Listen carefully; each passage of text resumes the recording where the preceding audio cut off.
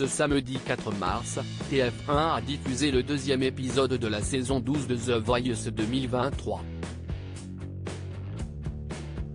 Lors de cette nouvelle soirée d'audition à l'aveugle, Thomas Larose a fait sensation auprès de Zazie et Vianney.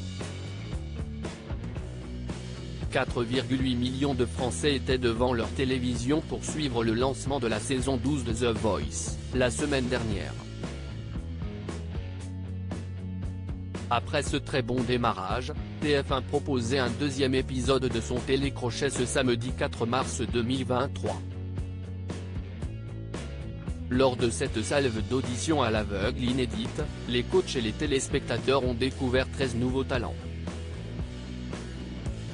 Parmi eux, Thomas Larose. En interprétant Caravane, le tube de Raphaël, le Lorrain de 22 ans a convaincu Zazie et Vianney de se retourner. Dans un entretien accordé à Télé Loisirs, le jeune artiste est revenu sur sa prestation. Je ne pensais pas pouvoir participer à The Voice un jour. Télé Loisirs, racontez-nous comment a débuté votre aventure The Voice. Thomas Larose, en 2021, lors d'une soirée avec des amis, l'un d'eux s'est mis à jouer de la guitare et je l'ai accompagné en chantant. Tout le monde m'a dit que je devais continuer à chanter. C'est à ce moment-là que j'ai pris conscience que j'aimais ça. Un autre pote nous a filmé et l'a envoyé par mail à la production de The Voice.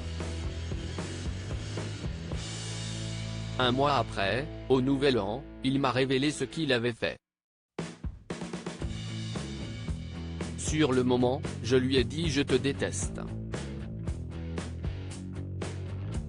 Il rit, je regarde le programme depuis de nombreuses années mais je ne pensais pas pouvoir y participer un jour. Ensuite, j'ai passé un casting régional à Nancy devant Bruno Berber, le directeur de casting pour l'émission, note de la rédaction, qui m'a recontacté 6 mois plus tard pour continuer l'aventure. Les talents doivent passer de nombreuses étapes avant d'accéder aux auditions à l'aveugle. Comment vous êtes-vous préparé? Ma coach vocale à Metz, c'est Marina D'Amico, une ancienne candidate de l'émission. Un autre de mes amis, Matteo Licata, a participé à la saison précédente. Tous les deux m'ont énormément conseillé sur les morceaux à chanter pour les castings. Marina savait quel morceau interpréter à chaque étape. Mon premier titre, c'était Rêver de Mylène Farmer, ce qui a plu à Bruno. Au casting suivant, j'ai chanté Caravane de Raphaël, Gisèle de Luigi et September Son de J.P. Cooper, une chanson en anglais. Le but était de proposer quelque chose de différent à chaque fois. Comment avez-vous vécu votre audition à l'aveugle? Je n'ai plus vraiment de souvenirs précis.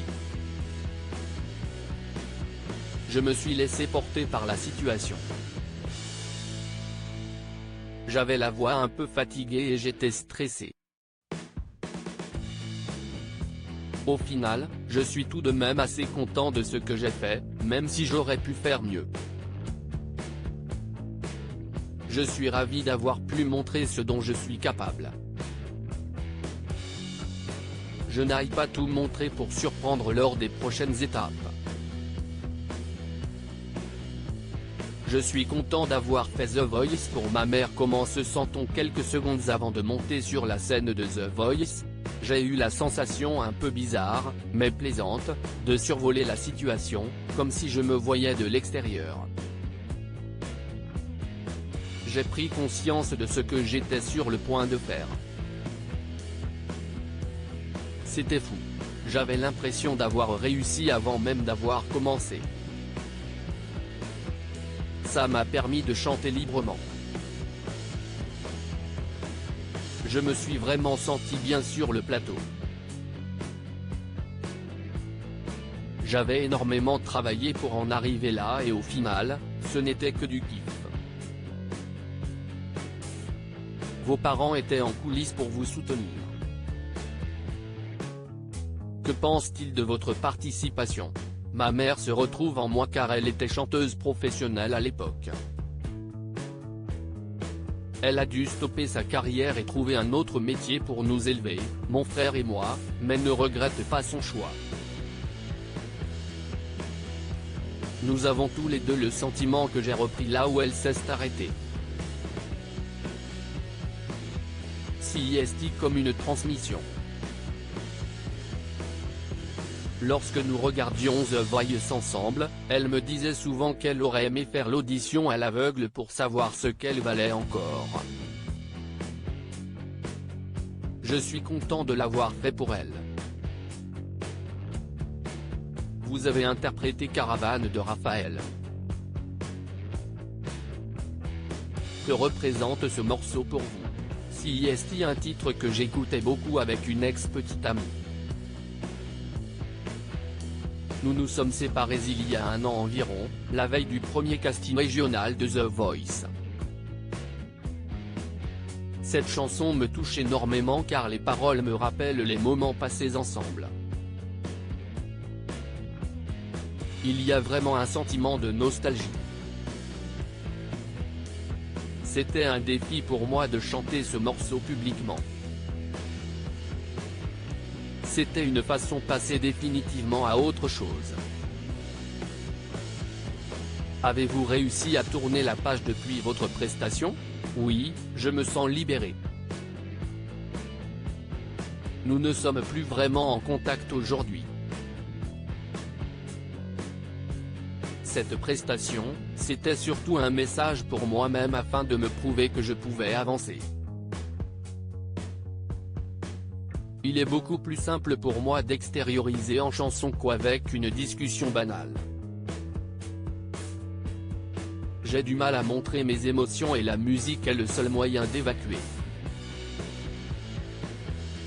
Si Zazie a super bloqué Vianney, CIST qu'elle me voulait vraiment parmi les coachs qui se sont retournés, Zazie a salué votre prestation et l'urgence qui s'en dégageait. Vous êtes d'accord avec cette analyse? Absolument. Cette urgence, c'était une façon de libérer tout ce qu'il y avait en moi. Un surplus d'émotions à délivrer. Pendant ma prestation, je me faisais parfois bouffer par ça et elle l'a vu. Son débrief était cohérent et ça m'a touché qu'elle l'ait senti. Ça prouve que ma musique est sincère. CIST, le plus beau des compliments. Zazie et Vianney se sont battus pour vous avoir dans leur équipe respective. Ce n'était pas trop déstabilisant à vivre? J'étais choqué. Voir Zazie et Vianney retourner était effectivement déstabilisant mais aussi très plaisant. Je ne savais pas trop quoi faire, alors je les ai laissés parler, j'ai acquiescé. Tout d'un coup, j'ai vu Zazie se bagarrer avec son fauteuil. Je me demandais ce qu'il se passait, et puis Vianney s'est de nouveau retourné. Il y avait trop d'infos en même temps pour moi. Il rit, au final, j'étais très content car si Zazie a super bloqué Vianney, CIST qu'elle me voulait vraiment. À la base, vous espériez avoir Zazie ou aviez-vous un autre coach en tête? Je voulais Vianney ou Zazie. Je m'identifie beaucoup à lui et son registre musical. J'admire également Zazie pour son expérience et sa maturité. Alors, quand ils se sont retournés, j'étais aux anges. Mais je me suis aussi dit que c'était une catastrophe. Il rit, comment choisir l'un des deux? Je remercie donc Zazie de m'avoir facilité la tâche. Elle m'a enlevé une épine du pied.